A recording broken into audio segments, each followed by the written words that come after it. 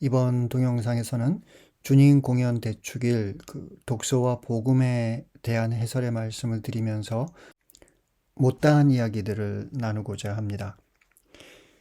주님 공연 대축일은 라틴 말로는 Solemnitas Epiphaniae Domini라고 부릅니다. 여기서 공연에 해당하는 그 라틴 말 단어는 그 에피파니에라는 그 두 번째 나오는 단어인데요. 단어의 그 원형은 에피파니아이고, 기억하실 수 있겠습니다만 그 구약에서 그 굉장히 문제 인물로 등장하는 안티오코스 4세의 그 호칭이 에피파네스였던 것을 기억하실 겁니다. 모두 같은 어원, 공현, 어떤 현현으로 번역할 수 있겠습니다.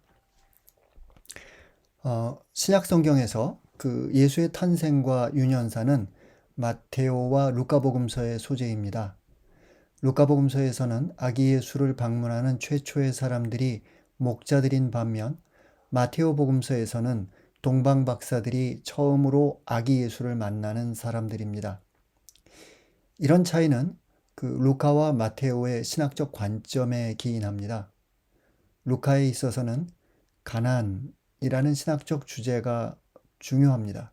따라서 가장 가난한 이들인 목자들이 최초로 아기 예수를 만나는 이들로 제시됩니다. 반면에 마테오 복음서는 예수의 신원에 대해 언급하면서 그가 메시아, 즉 임금의 위상을 지니고 있음을 복음서 전체를 통해 강조합니다. 따라서 예수의 탄생을 예고하는 천체의 징표를 읽은 동방의 박사들이 유다인들의 임금을 찾아 헤로데에게 왔다는 보도를 통해 마테오는 복음의 서두에서부터 예수가 누구인지를 돌려 말합니다. 마테오 복음서의 그리스어 본문에서는 마고스라는 어휘가 사용되었는데요. 이 단어는 눈속임을 하는 마술, 영어로는 magic이라고 하지요. 그런 마술과 같은 다소 폄하된 의미의 단어들과 어원적으로 연결되어 있기도 하지만 본래 이 단어는 천체를 보면서 세상의 이치를 밝히는 고대 세계의 가장 지혜로운 석학들을 이를 때 사용되었습니다. 따라서 이 단어를 점성가라고 번역할 수도 있고 성경과 같이 박사라고 번역할 수도 있겠습니다. 마테오 복음서는 그들에 대해 많은 정보를 주지 않습니다. 그들이 정확히 몇 명이었는지, 이름은 무엇이었는지에 대해 복음서는 침묵합니다. 단지 복음서는 그들이 동방에서 왔으며 보물상자를 열고 아기 예수에게 황금과 유향과 모략을 주었다고 전할 뿐입니다. 복음서가 언급하는 동방은 아마도 메소포타미아 지역을 또는 더 멀게 페르시아 지역까지를 의미할 수 있겠으며 이 두 지역에서는 점성학이 많이 발달했었습니다.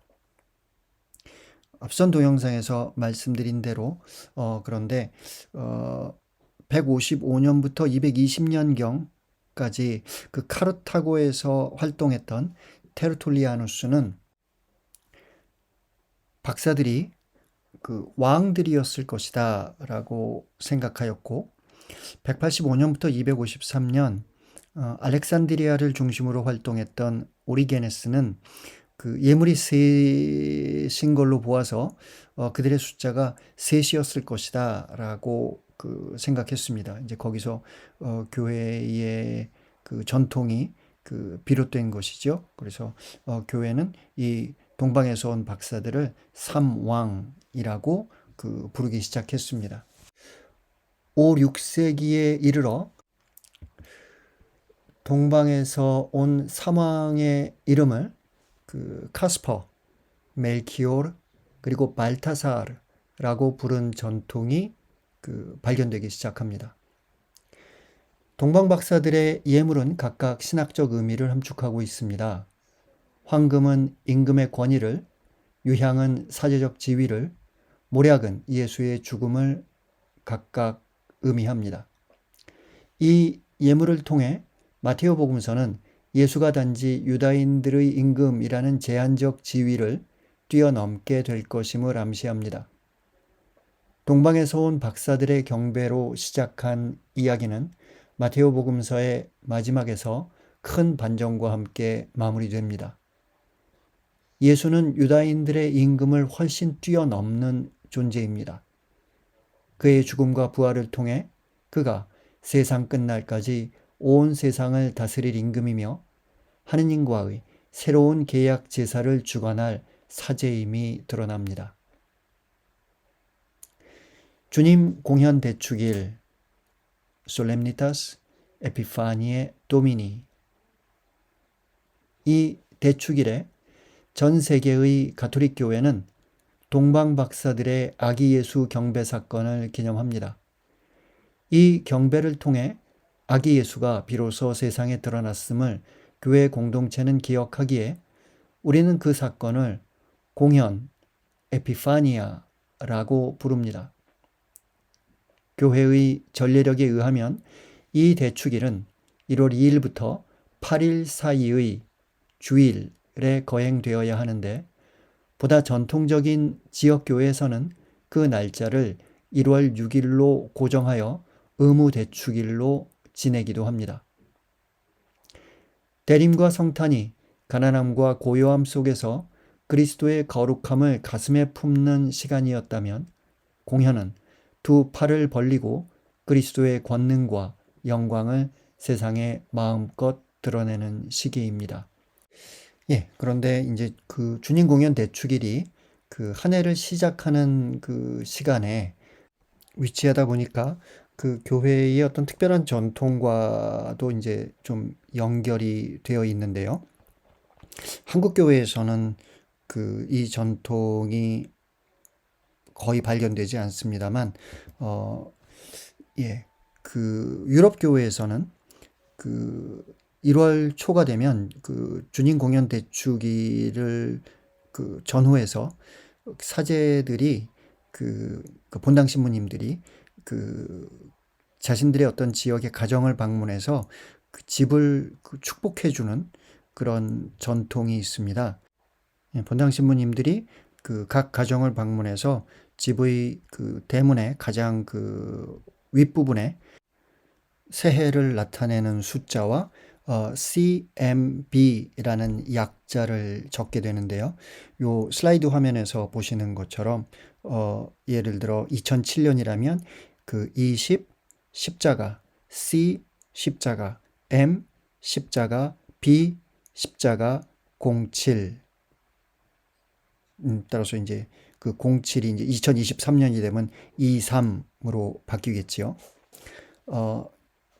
슬라이드에서 보시면은 이제 그 본당 신부님께서 그것을 이제 문에 그 분필로 적는 이와 같은 장면을 그 보실 수 있을 겁니다.